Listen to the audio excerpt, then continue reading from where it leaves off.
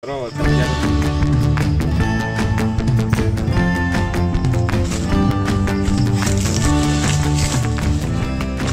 Halo Kakak Gentar. Hai, jumpa lagi dengan Uni Reni. Saat ini kita berada di Sakoningituo di daerah Market Al-Hilir di pinggir Taman Nasional Bukit 12. Saat ini kita bersama kelompoknya Menti Gentar. Kita akan bincang-bincang dengan beliau bagaimana sih orang rimba, kehidupan mereka seperti apa dan apa aktivitas mereka di pagi hari ini. Kakak Gentar, ini berapa kakak ini orang rimba yang ada di daerah ini? Kalau kami ini kata mau ini orang Jakarta, cuma masih pincang-pincang ya. Ini ada itu ada dari udah pulang, ada sini ada 5 kakak. Dari lima kakak. Ini berarti ini rumah orang rimba. Iya, Rumah orang rimba. Bisa kakak Genta jelasin ini pakai apa, ini atapnya daun apa? Iya. Bagaimana ini rumahnya itu apa nih? Bagian-bagiannya apa? Kali ini rumah ini namanya rumah godong. Rumah godong. Rumah godong ini hatom ini adalah tempat dari lipoi. Ini daun lipoy. Lipoi bahasa kami. Terus ada namanya tulang bubungon, ada namanya pelintang, ada namanya kaso, ada namanya bengkawon. Itu satu kelinci rumah. Nah, ada namanya gelenggang, ada namanya dinding. Ini dinding. Dindingnya pakai daun ini juga. Daun juga, tapi bagusnya sebenarnya dari kulit kayu bisa. Dari yang penting agak apa, nang tidak ada panas lah. Terus ada lagi lantainya dari bambu.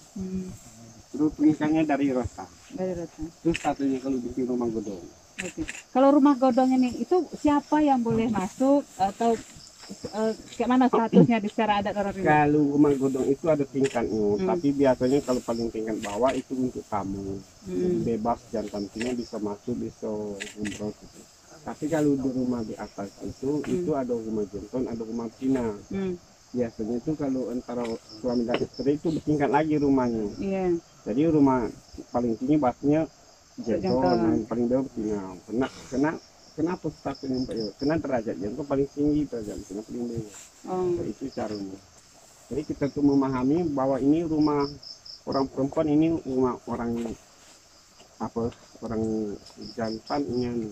Jadi kalau misalnya ada tamu dari luar, orang tamu dari luar cuma boleh di rumah Di rumah tamu itu. di rumah tamu. Iya, namanya selasar. Oh, selasar, ada rumah selasar itu boleh tamu masuk.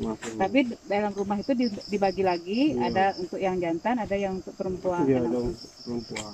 Jadi kalau kita nih mau tamu, kalau kita berkunjung ke rumah kami itu sebenarnya kalau ada rumah yang punya rumah itu ada situ, boleh kita masuk. Itu berarti kita tamu izin. Tapi kalau udah ada punya rumah itu kita tidak boleh, itu dilarang ada. Tidak boleh. Terus kalau kita jantan misalnya naik ke rumah jantan itu biasa. Tapi kalau betina naik ke rumah betina itu biasa. Tapi terbatas itu, jangan mau tidur jangan terbatas. Jadi kalau misalnya ada tamu, kalau mau menginap di sini itu seperti di rumah mana yang boleh?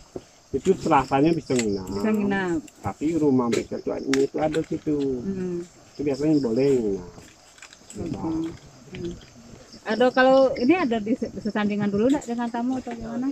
Kalau sekarang ada COVID-19 ini memang tidak boleh dekat. Memang dari nenek moyang kami itu memang ada persandingan. Kalau kita di lokasi luar masuk di dalam ataupun dari kelompok lain ke kelompok lain namanya persandingan. Belum tahu itu ngandung penyakit. Kalau kami persandingan itu biasanya itu 1 minggu. Jadi kalau tidak ada kena batuk, kena pilek, kena macam-macam demam, itu berarti tidak ada yang penyakit. Nah, itu Baru boleh masuk bertemu dengan anggota kelompok. Keluarga kayak itu. Jadi kalau kalau misalnya Gentar kalau pun aku keluar, biasanya kemarin pindah pergi ada kunjung ke Jambi atau ke jauh, aku itu besar nih. jadi bikin rumah sendiri dulu di luar. Iya, bikin tenda apa bikin pokoknya yang aman lah. Bikin sudut sendiri yang jauh dari anggota keluarga. Iya. Aku kemarin itu PI itu kan dari Sandingon ada 2 malam 3 malam. Sandingon baru aman lah, baru masuk. Kalau misalnya kita langgar itu, apa yang terjadi? Kalau kita langgar itu, kalau menurut aku tidak terjadi, cuma kan mengelak hal-hal yang penyakit itu. Kasih ada denda ada? tidak ada. Kalau statusnya sekarang tuh kalau kita bertanding nggak ada nggak ada orang adat. Cuma kalau penyakitnya datang nanti bisa korban itu bisa nggak ada.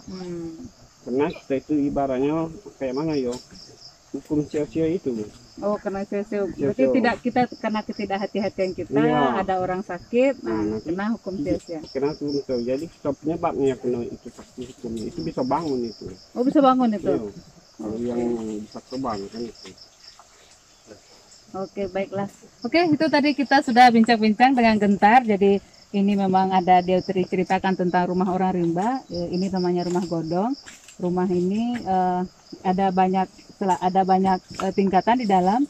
Jadi di bagian belakang ada yang lantainya lebih rendah, itu dinamakan selasar. Itu boleh untuk menerima tamu, tapi cuma untuk sekedar masuk gitu ya. Tapi di dalam rumah itu juga ada sekat lantai yang lebih tinggi, itu rumahnya untuk laki-laki, dan itu tidak boleh diakses oleh orang luar. Nah, tadi Gentar juga cerita tentang adat budaya orang rimba, bahwa mereka kalau misalnya ada tamu itu nggak boleh langsung ke mereka, harus ada berjaga jarak dulu, ada social distancing dulu. Itu musim COVID, tidak musim COVID, itu berlaku untuk di mereka. Tadi Gentar juga cerita bahwa ketika dia keluar ke FPI, ketemu orang luar, ketika dia balik ke kelompoknya, dia juga melakukan pemisahan sosial. Jadi memang kalau itu dilanggar, itu mereka kena namanya hukum sia-sia. Jadi dia ketika orang lain tertular penyakit karena kehadiran dia, itu namanya dia menyebabkan penyakit ke orang lain, itu dia namanya hukum sia-sia, dan itu di orang rimba jatuhnya itu hukum bangun. Jadi itu hukum satu jiwa, yaitu kalau dikainkan 600 kain ya, 500 lembar kain. Oke, demikian bincang pagi kita dengan Kakak Gentar, dan ini ada anak-anaknya. Ya, kita kasih salam ke kamera. Dadah.